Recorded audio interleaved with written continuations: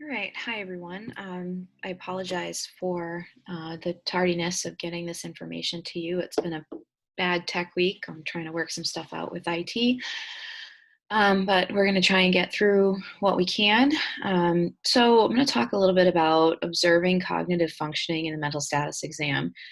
You're looking for a lot of different things with the mental status exam, and a particularly important one is someone's cognitive functioning. So, basically, kind of their ability to maintain attention, their memory, in short, kind of the way that their brain works. Um, so, you're looking at their orientation. You can do orientation in threes or you can do orientation in fours. So, are they oriented to who they are, where they are, when it is, and the situation? So situation is fourth. So who, what, where, when, basically. So it can range from a person, being somewhat familiar or somewhat knowledgeable about one to none.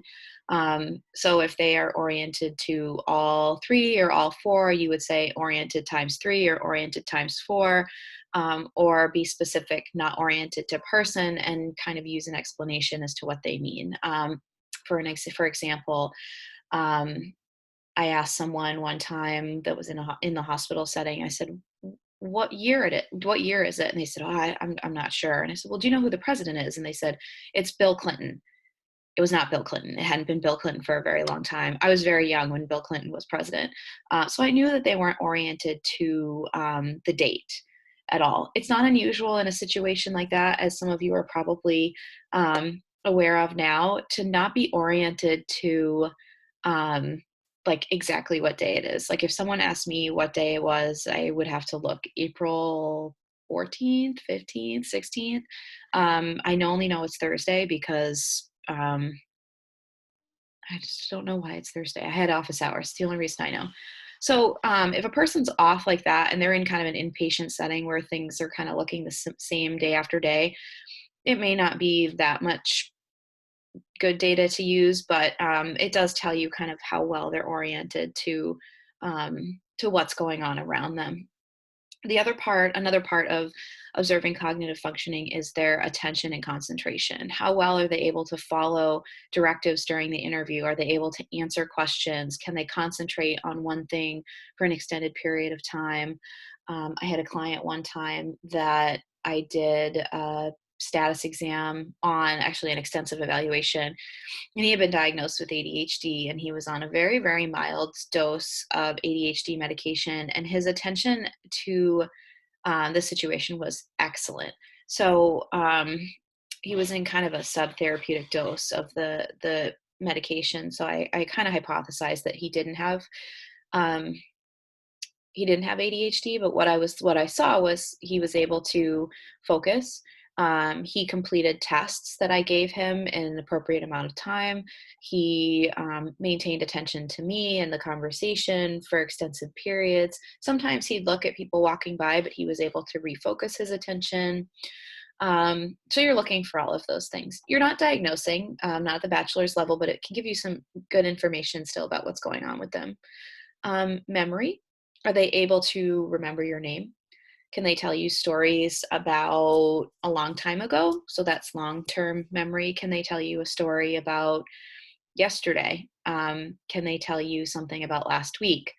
Can they um, can they recite numbers back to you, for example? And I'll talk about that in just a second. But if you're testing their cognitive functioning and you ask them, to repeat a series of numbers and they can't do that, then some of their short-term memory or immediate memory might be impaired. If they can't do some simple math, pending education, in their minds, then they may be struggling with working memory.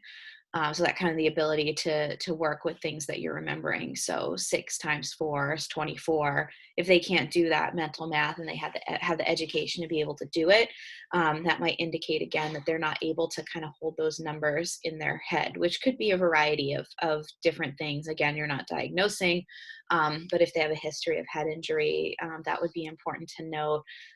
Dementia. Some of you have had the experience where maybe your grandparents who have had Alzheimer's can remember things from a really long time ago, but to a certain point, they can't remember more recent things, like if someone passed away or got married, or they might not recognize people.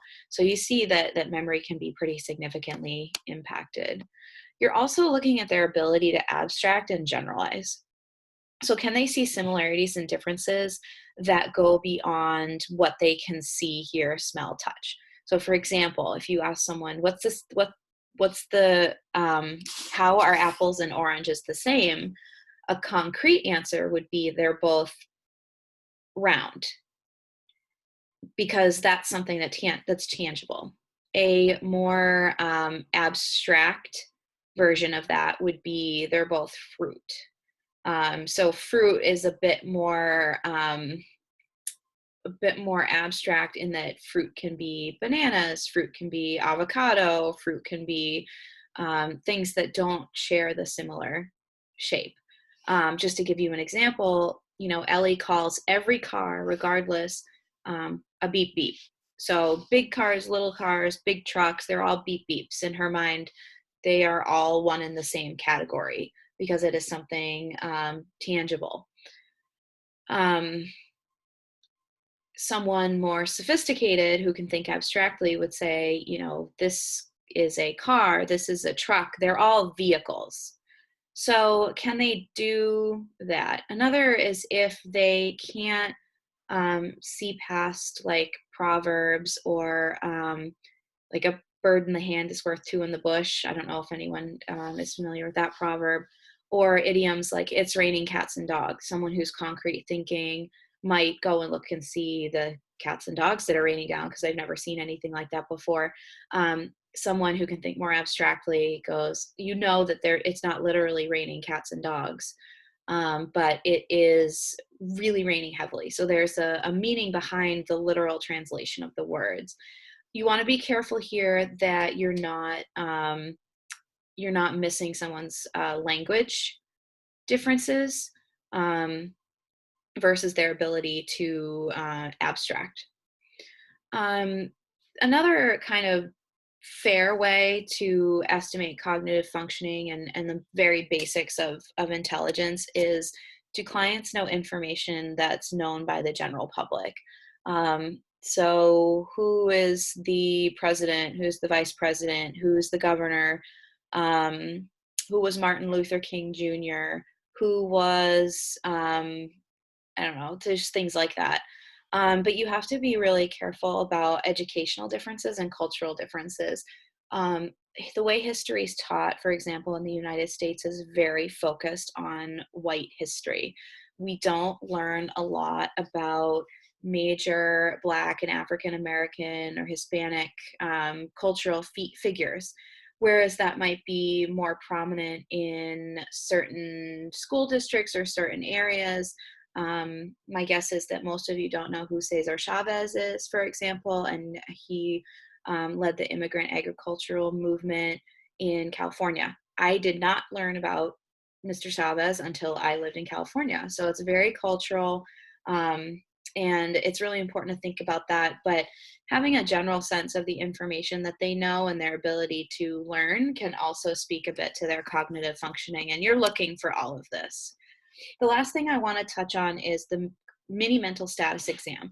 So the mini mental status exam, which I will post for you, is actually to detect stages of dementia and neurocognitive decline. But it can be used kind of in a quick sense to get a sense of a person's ability to do all of the above. So it asks a lot of the questions that I've kind of alluded to and made as suggestions to help you understand how a person's functioning cognitively. In the next video, I will show the mini mental status exam, walk through it briefly, post it for you to take a look at, and then talk about the next section of the mental status exam.